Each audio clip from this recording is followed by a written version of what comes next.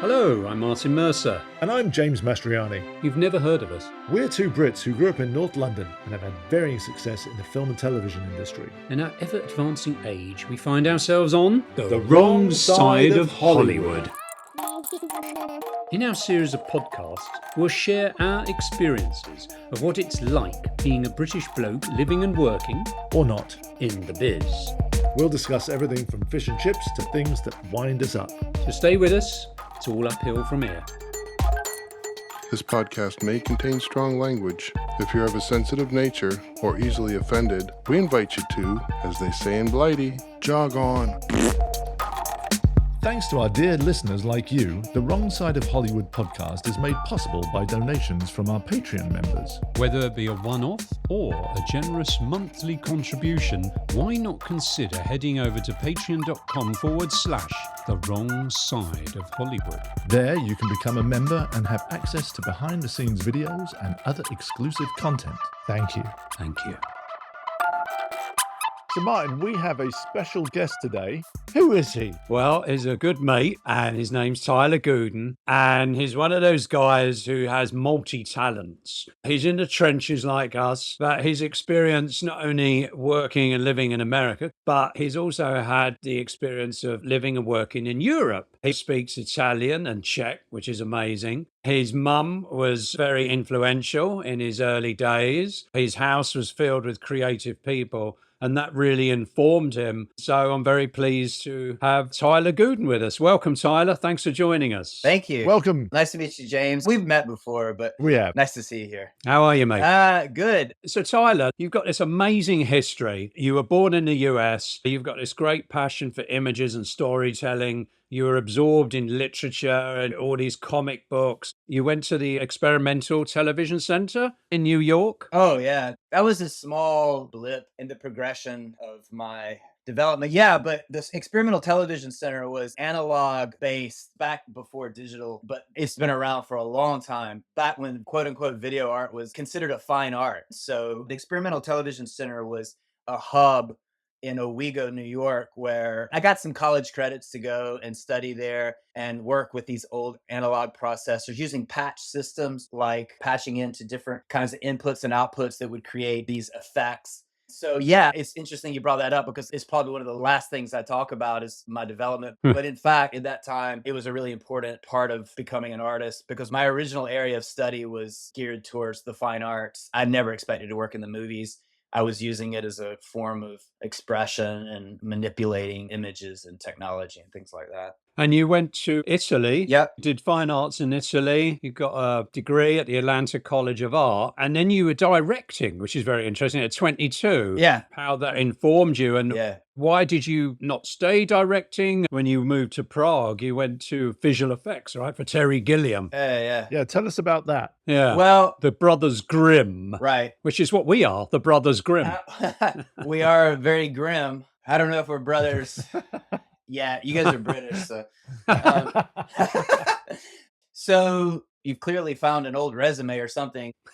I studied fine arts first, but I got involved in the moving image, like digital media, like video and animation and things like that in art school. And I did a semester abroad in Cortona, Italy, which is where the movie Under the Tuscan Sun was filmed. Right. But I started directing TV because I still had the key to the sound lab at my art school after I graduated, and I would sneak in there and I would record audio, record Nice. music. And it was a great little lab. It was ran by Don Hassler, who was an experimental sound artist. He was a roadie for Swans. I don't know if you know the band Swans. No. They were epic. But anyway, he was a great influence on me and probably knew that I had the key. I just kept it. And I was sneaking there late at night. I was like the only person using that lab. I didn't understand why nobody else was there. I was like, this is amazing. Like they had all these old Korgs and Moog processors and patch system audio. And so I'd go in there and make music and weird noises and stuff. And on my way out one night, I passed the bulletin board and basically it said, do you want to be a television director? Call this number. And they had these little tags at the bottom that you can rip off. Right. Well, I was really competitive and I didn't want anybody else taking that job. I was like, everybody's going to want to be a television director, right? So I grabbed the whole page and I just took it with me. And so I called the guy and he's like, yeah, I work with this production company. And we do these local market television shows. And they had a hip hop show, a show about college cribs, what it's like living in a college dorm or apartment. Okay. And then they had another one called Playground Earth, which was about extreme sports. I was like, man, I got a perfect one for you. I'm living in this storage unit right now. I just graduated from college and I'm trying to save money to go back to Europe. And I don't have work and I don't really know what I'm doing. So I paid my buddy $50 a month, threw a mattress down, and stayed in this 10-foot by 10-foot storage space. And so I made a video about my life there, and pretty much everything in the video was relatively true experiences I was having. Wow. And I put it together and I edited it at my friend's place. And this was about the time 9/11 happened. And so me and my buddy went to New York right after 9/11 to see what was going on up there. Wow. And on my way out, I had just finished the video and I dropped it in the mailbox. And when I got to New York, I picked up my voice messages and I had this message from the guy who's now my friend. And he was like, yeah, this is great, man. This is amazing. They're going to love it at the network. This is just really incredible. Like, you live in a storage unit. When you get back from New York, we've got to meet. Nice. And I said, well, I'm meeting all these New York hip hop guys. I met the New York City Breakers, Rocksteady crew, like all these breakdancing crews. And Wow. back then I was just walking around with my video camera, recording everything like a journal. Right. And so I was like, I can put together this hip hop video too, you know? And so Amazing. I went to the Bronx and shot all these hip hop breakdancing battles and stuff. I came back, I met with this guy, Matt. Okay. He was a pretty big DJ in Atlanta and he ran this production company. And I became really good friends with him. Next thing I know, I'm directing television. I left because my experience in Atlanta was kind of coming to a close and I wanted to go back to Europe.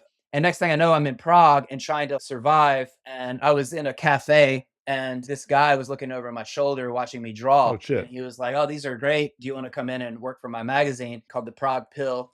And the guy's name was Micah and he was an American guy. Wow. And so I ended up going in and drawing these cover illustrations for this magazine, making a little bit of money. And I was also teaching English at the time. So I wanted to survive in Europe doing whatever I could. And so I met this Scottish guy and he was like, oh, mate, I don't even have a teaching degree. I just went and found all these agencies and became an English teacher. And I was like, well, I'm going to try that. So I went to a hotel and I found this phone book and it was all in Czech, but I could read the word agencia. And so I called everything that said agency. I said, you need an English teacher. And some of them were escort agencies. And I would be like, do you need an English teacher? And they would be like, we are an escort agency. but now that you mention it, we don't need English teacher. Yeah. But Tyler, I ended up getting a bunch of jobs. And, Tyler, Yeah. Tyler, mate. Yeah. Sorry, I just got to get in there. I was getting to the Terry Gilliam part. Yeah, we're getting to Terry Gilliam. No, this is great. But I just want to say that it's fascinating because this is a point that I think is very interesting to audiences, especially in this time, is you just packed up your bags, you went to foreign climes, and you did all this on your own. You didn't really know anybody there. And all these opportunities started coming to you. Yeah. Right. And I just think that's amazing, especially for that with young kids now. Right. Some of Lucas's cousins and people we know, they don't leave America and they go straight into a job. Yeah. Right. And they don't have that world experience. Right. And this is fantastic. Yeah. What you're talking about. Yeah. It's so inspiring. Oh, man. Thank you. Terry Gilliam. When I was at the Experimental Television Center, this lady there recommended me to watch Brazil. And she was like, it's really claustrophobic and artistic and all this stuff. So I was like, go home and watch it. Yeah. And so a year later, Yeah. after I got the job at the magazine drawing illustrations, I get this phone call. There's a guy and he said, I got your number from Micah. Do you know who Terry Gilliam is? Oh my God. And I was like, are you kidding me? He's like, one of my favorite directors. Who are you? You know? Who And is- that was pretty much how the conversation started.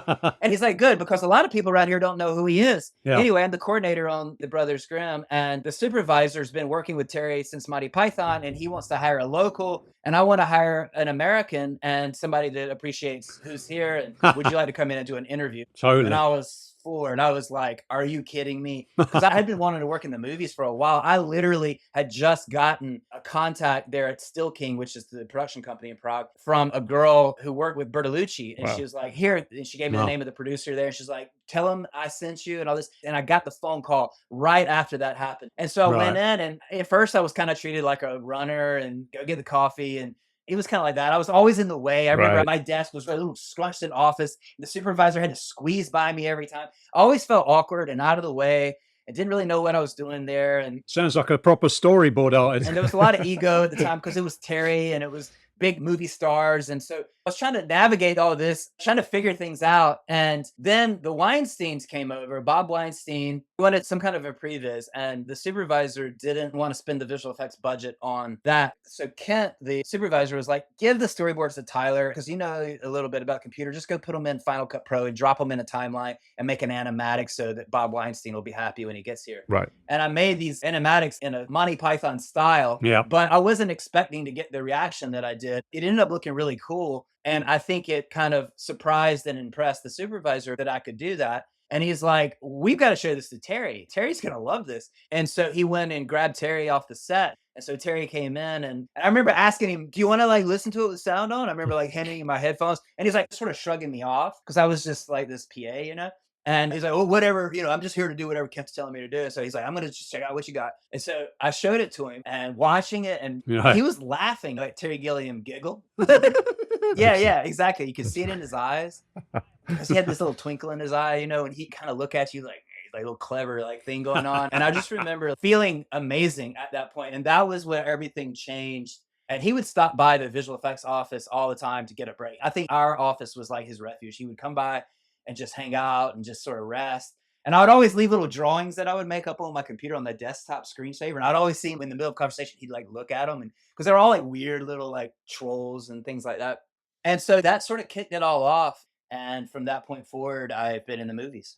Very cool. Yeah, that's awesome that you met Terry Gilliam. He's an amazing artist. And it's funny how we're all connected, because I visited the set of Brazil, where my mentor, George Gibbs, did the physical effects. So we actually went to Wembley Studios in London. Yeah. And it was awesome. And he's a hero of mine as well. And I know James is very influenced by him as well. Very much. Yeah. Very much. So that's great. Now, the thing is, Tyler, looking at your vast resume, you did Alien versus Predator as a match move technician. Right. And you did that. And then jumping forward, you worked on The Omen as a set dresser. So you've had all these really interesting experiences. You even worked on Wanted as an illustrator and data wrangler. Now, this was all your European experience, right? Yeah, you bring up two jobs that our mutual friend Chris Rosewarne had an influence on me getting those jobs. And I was struggling for work after Alien versus Predator, but I was still friends with Chris, and he would try to throw things my way, and they needed a set dresser on Omen.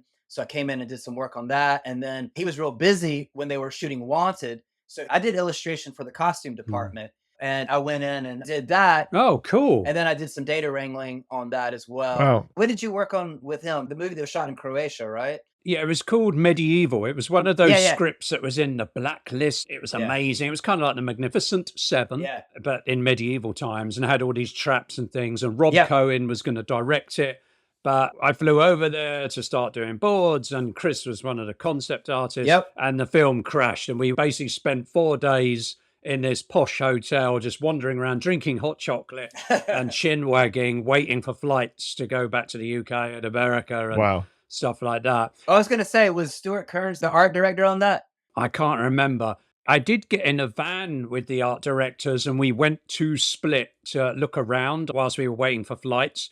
And on the way back, a police officer kind of leapt out of the bushes with a red lantern, and we had to stop. Yeah. And then one of the girls spoke the language, and and it turned out that he wanted to put us in jail and take our passports. Yeah. But fortunately, we all had some money on us. Oh, jeez. And we provided him with his supper for that evening, and we were allowed to return to the hotel. But yes, anyways, that was fun times. Welcome to Eastern Europe. Yeah, right? Indeed. Yeah. At least the corruption's honest and in the open. Honest corruption. Oh, God. I've got so many stories, so many times in Eastern Europe where I was facing that kind of stuff. And I figured it out quick. I remember I was in Bulgaria crossing in from Turkey, and this guy was like, you must pay me a visa fee. And I was like, no, I don't. I was like, I've read my book, man. I've read my travel book. I don't need to pay for a visa. I was like, that's bullshit. And he's like, no, not for country, for me. And he started laughing. And I was like, well, now I'm not going to give it to you. I was like, don't tell me. Don't give it away. You know? Tyler, we did work on a film together, it turns out. G.I. Joe, The Rise of Cobra. Oh, Oh my God. Yes. were you in Prague? No, I was in Los Angeles at the Sony Picture Studios. It was during the strike in 2008. And I was doing storyboards for a visual effects department. Oh, yeah. And it looks like you were a graphic designer. You must have been in the shoot that they did in Prague, right? Yep. Yep. We were shooting Prague for Paris. Yeah. And we had a Parisian art director on. Yeah, that's right. And she was funny because I would show her something. Right. And she goes, "These colors are not French. Right. These colors are not French." And I would be like, "The colors are the same everywhere." I was like, "What are you talking about?" She was so like proud. No. These colors are not French. She was awesome though. I love working with her. We had a great time. I would show up early and leave late. And we had a blast on that show, actually. It was a lot of fun. Tyler, what brought you back to the US? Yeah, I was done with Europe. I remember I was saturated with Europe. I loved Europe. I thought I would go back. Yeah. I wanted to direct. I wanted to make my own movies. And I had a movie project that I had been trying to get made for a long time. And so one of the sort of motivating factors that kept me in the States once I came back was I decided to try to get it off the ground and make a short that I could get financed into a feature. I decided to focus on what I really wanted to do, which was writing and directing. Right. I was starting to work and I was getting better jobs. I was starting to supervise visual effects and I wanted to make my movie. So I always thought I'd be back in Europe. But after several years, I didn't even care to go back. I went back and did a job in Italy in 2016, and that was the final nail in the coffin. I had no desire to go back to Europe after that. Let's talk about the animation project that you've been developing. Yes. We've spoken quite a few times because you came to Los Angeles and you wanted to know how it works here and so on and so forth. And my limited experience on that end of pitching shows. I mean, I've had a lot of experience pitching shows for directors. Sure. And they have got the gig, but you have your own IP. You put all your money into creating this beautiful animation from what I've seen. What's the story behind that? It's a story set in Ukraine during World War II, and I started it 20 years ago. I started it before anybody knew where Ukraine even was. And it's a really powerful story. It's inspired by some true events. Of course, there's some embellishment in the true account.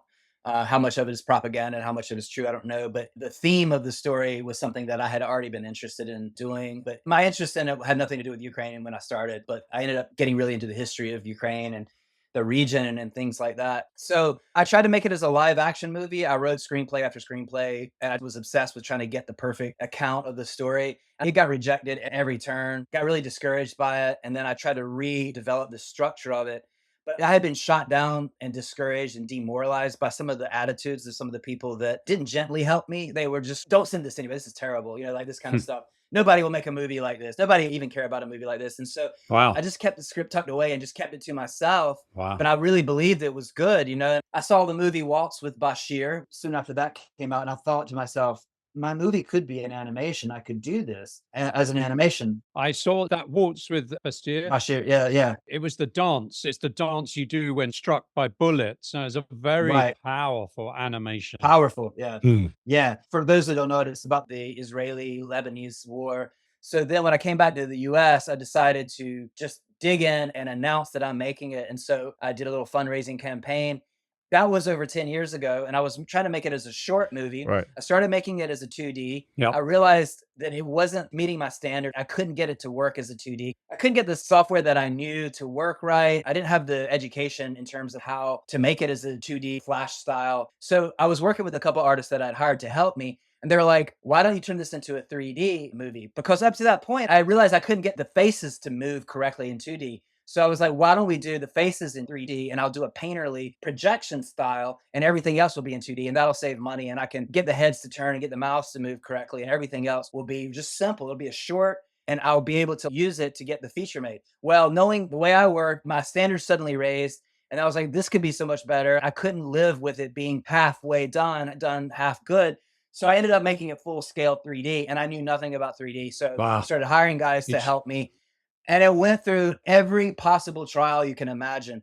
And I hired guys in the Philippines to help me. And Wow. yeah, I mean, I was just like so committed to it. I was like, whatever it takes, I'm doing it. I don't care what gets in my way. And you paid for this yourself, right? Yeah. I ended up financing it myself. Mm. and it ended up costing a lot of money, and then it would keep getting crushed. Like something bad would happen and it would just get knocked out. We had data held hostage in the Philippines at one point. Jeez. Yeah, right in the middle of the pandemic. I mean, I was going through hell. I was trapped in Canada. I was living in Canada. I couldn't leave. I couldn't work. Wow. It's another story. It's a terrible time in my life. There's worse places to be trapped in.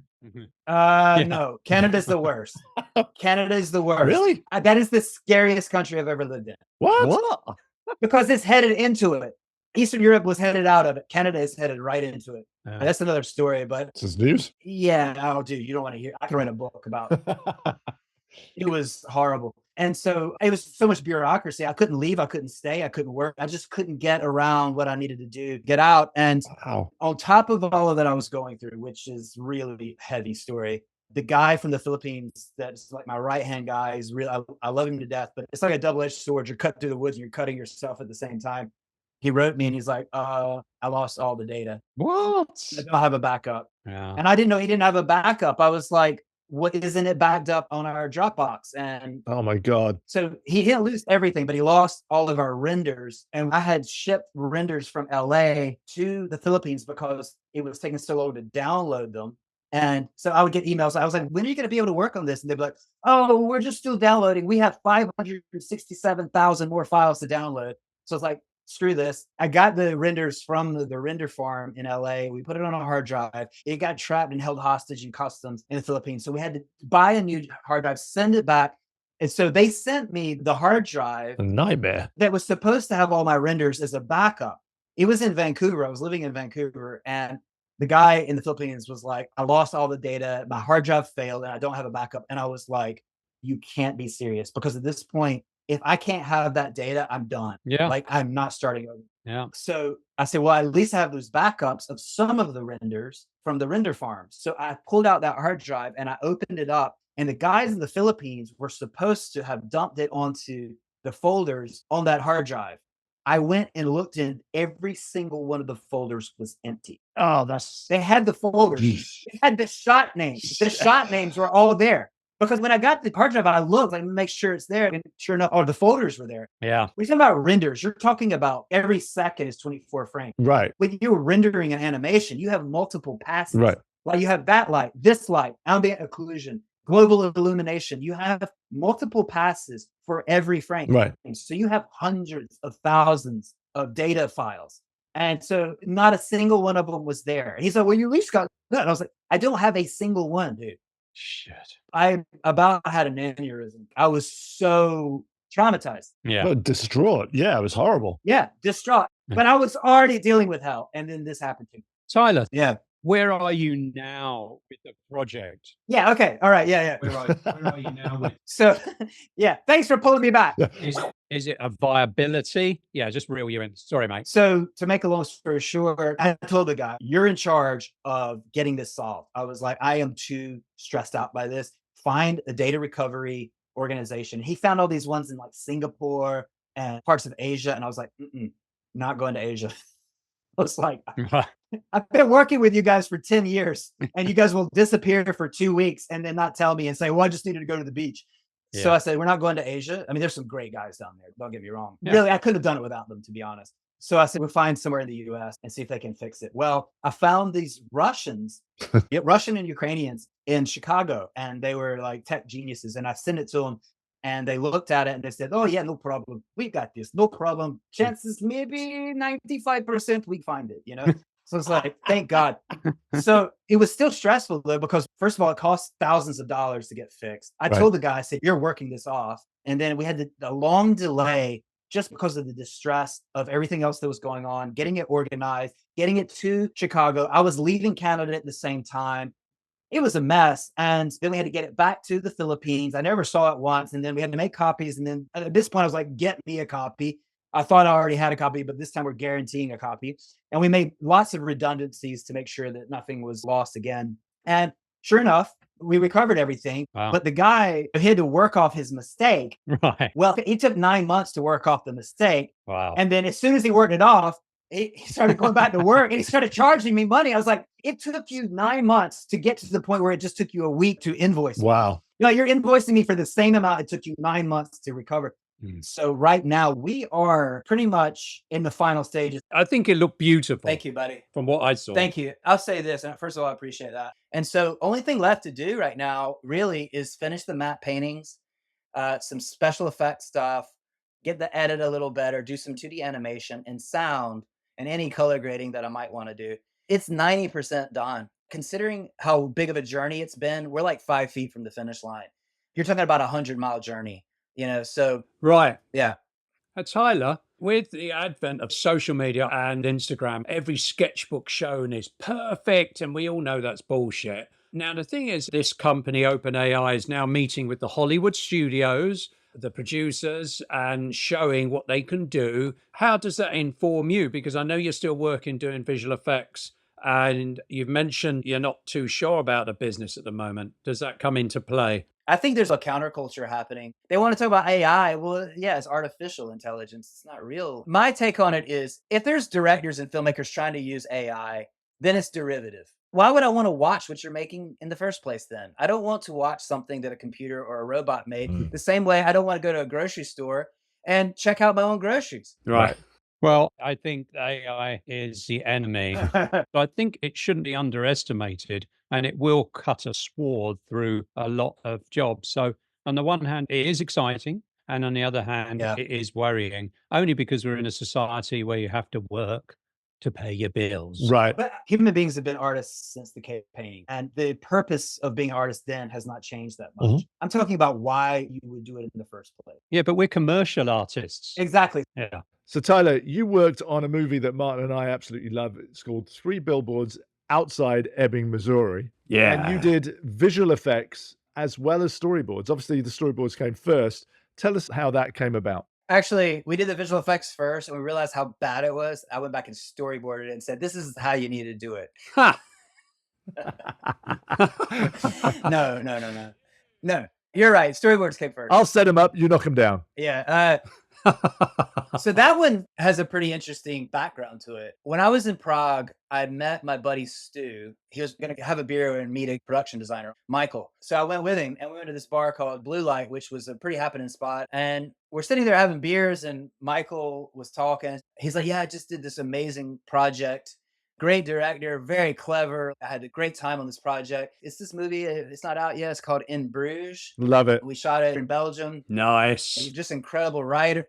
He just kept talking up Martin. Anytime I heard something that was cool or great or a great artist, I would go home and do my research and look it up. And Totally. I went home and I watched the one short movie that Martin had made at the time. It was called Six Shooter and had won an Oscar. The same thing that happened with Terry Gilliam. I was like, I'd love to work with that guy. Like, that is amazing. Michael's been talking him up. So I was going to leave Europe, but on my way out, I went through the Cannes Film Festival. And one of the producers I ended up connecting with had helped Martin produce Six Shooter. And so I was really excited about the chance to meet him. So I ended up having a drink with him and talking to him, discussing making movies with Martin and what it was like and all that.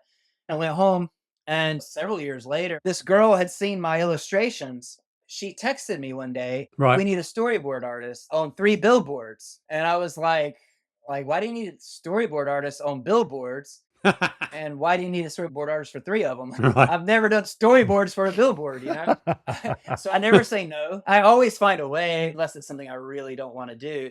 So I said, "Sure, I can do it. Just have them get in touch with me." She's like, "Okay." And finally she said, "It's called Three Billboards Outside Ebbing, Missouri, and it's directed by Martin McDonnagh." Right. And I was like, "Are you kidding me? Why didn't you say that from the beginning?" And so I was like texting her so fast, "Get me on that show." I was like, "Do not pass go. Do not collect $200. Get me to whoever I need to talk to get on that show." Right. So she ended up sending the crew list. It had Martin's contact on it, and I had the producers and the UPM. I wrote everybody but the UPM, and I wrote to Martin, and I just was like really humble and told him I love his work. And I've been watching his stuff since Six Shooter. I know Michael Carlin, the production designer from In Bruges. I know you're a producer from Six Shooter. I lived in Europe. I love storyboarding, and here's an example of my work. I'd love to work with you. And they were shooting in Asheville, and it would take me 5 hours to get there. But they set up a meeting and I got the phone call the next day and I was so happy. So I ended up had a meeting with Martin. Right. Martin's amazing. He's such a nice guy. And he looks like Sting. Yeah, he's got like a really cool, like sharp look, but he's a goofball, man. He's cool. He's nice. He's friendly. That don't do him any damage. No, he's got a dark humor in his writing. He's just such a nice person. Yeah. Absolute genius writer, but his drawings were these like really light scribbles, like really impossible to read. Right. And everybody was trying to understand his drawings. Hmm. So the DP was in London and he was like, let's get a storyboard artist. I can't understand his drawings. I don't know what he's talking about. So I came in to interpret what Martin was talking about. Martin was top class, just an amazing guy. He met me at the door, just super friendly, introduced me to people I needed to know. The whole crew, from the producers all the way down, were just great people. Awesome. Nobody wanted to be the jerk, Nice. so nobody was. Right. The first AD was Peter Kahn. He had done With Nell and I.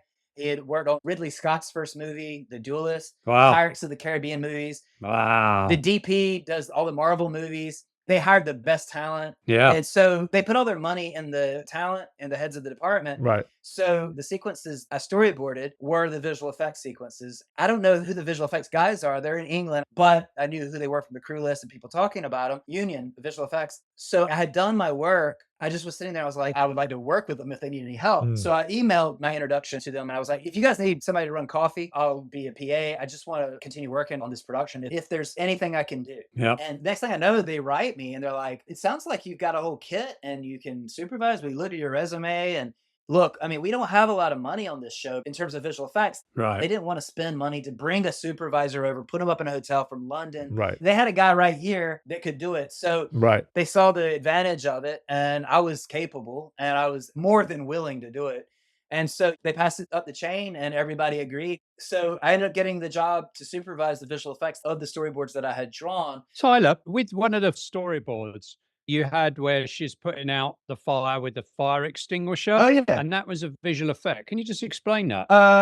Like what we did, the visual effects? Yeah, because Oh, right. but you had, can't remember the actress's name, Oh. she had a fire extinguisher. She leans over, Yeah. there's fire there. Yeah. It's obviously dangerous. Yeah. When I saw the film, I didn't think there was any visual effect there. Right. Good. Yeah. So it's Frances McDormand and she's standing the back of a billboard and she's got the extinguisher and she's extinguishing the flame. And so basically we storyboarded out every shot that would have the visual effects and to figure out how to shoot it. And so what we did on that was we shot a clean plate and it's Frances up there doing her thing. And then we shot it burning as a separate pass. And then the compositors composited it. Okay. I was supervising on set and then it went to Union and the Union artists topped it. But I do remember that shot. There's one shot where the camera tilts down to see the flame. I remember we were trying to save money on visual effects. We were trying to not do a lot of 3D rotations and things like that, which requires more visual effects. So I was trying to keep it at a minimum, and some of the camera guys or somebody got the wrong message and they were just doing locked off shots. And I remember that shot. I was like, we don't have any moving shots. I was like, just tilt it down, man. I was like, tilt it. I was like, get a moving shot of that flame. You can do that. Right. And I remember at least we got one moving shot. And sure enough, it ended up in the movie. So I was so glad that I tilted it. Yeah. So I have a question. Did you have anything to do with the scene where Sam Rockwell's character beats up on the reporter and throws him out the window? No, that was all practical. Because it's all one shot. Did it end up being a one? Yeah. For some reason, I thought they ended up cutting it. But it was supposed to be a one-er. They shot it on a Black Magic camera from one side of the street, up the steps, all the way to the office. And then they threw him out the window. The actor was a really nice guy. I can't think of his name. Yeah, I'm trying to find him here. He's a really great actor, actually. Yeah, but he was great. They were all brilliant. Yeah. Great cast. Yeah. Really great cast. Amanda Warren, Peter Dinklage, great supporting cast. Sam Rockwell, of course, was so good in that. Yeah. And Woody Harrelson. I've done 2 movies with Woody Harrelson. And the thing about Woody is he's so good, you don't know if he's acting sometimes. Like, you don't know that he's doing the script. Yeah. Like, he just seems like he's just talking like we're talking. Yeah. And I remember seeing him do that so many times. Like, is he improvising or did we cut? Because if you didn't read the script, you wouldn't know. And I've seen him do that a couple of times. I'm like, no wonder he's so high rated. Oh, yeah. Good actor. So, Tyler, you are living in the woods, in the remotes. What's going on? I'm living in an undisclosed location.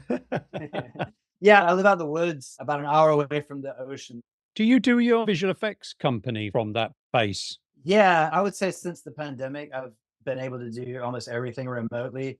I'm starting to kind of move towards doing jobs that I can do remotely. So a lot of storyboarding, a lot of previs with Peter Berg on an upcoming Netflix show. I really like doing storyboards and then going and supervising what I storyboard. Right.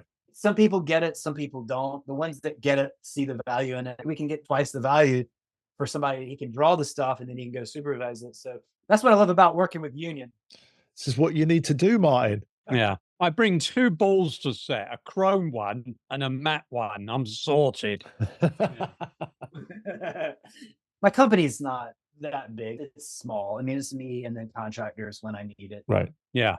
So, Tyler, I just want to know if we can talk about where you're heading, where you're going towards. You say you're now developing your own visual effects. You're in your place where you want to be, growing your own food and just keeping away from the metropolises, as it were. How do you see yourself developing as an artist moving into the future? I want to finish my animation. I have a couple of other things that aren't movie related that I was working on. I'd like to kind of explore a little bit. But anything I do into the future creatively outside of my job will be snack sized until I get financing, because I made a meal out of this animated movie. But yeah, I think I'm more interested now in doing things away from the computer and volunteering, being around people, spending time surfing and growing food and just being out in the world a little bit more. I was so focused for so long on a goal that got crushed. And now I kind of want to lower my ambitions a bit, and whatever comes up, be able to say no to it until something comes along that I can't say no to. Yeah. Meaningful. Yeah. The power of no. Yeah. But with the animation, I'm glad I started it. I hope with everything going on in Ukraine right now, I feel like it's clear to me now that 20 years ago when I started it, the things I was trying to say then are still relevant now. So I'm very proud of it. I hope to finish it. And I hope that the Ukrainian people mostly will like it. Well, you have to let us know when it's available. Yeah, there's a website called the fcstartmovie.com. That's not the name of the movie, but that's the name of the website, because I wanted to knock out any competition that might try to make another movie about it. Right. We'll put that link up. And you can see behind the scenes stuff if you join my mailing list. Right. Looking forward to it. Well, Tyler, thank you very much for joining us today. Sorry, it's been a bit of a technical nightmare. Not a problem. We got through it.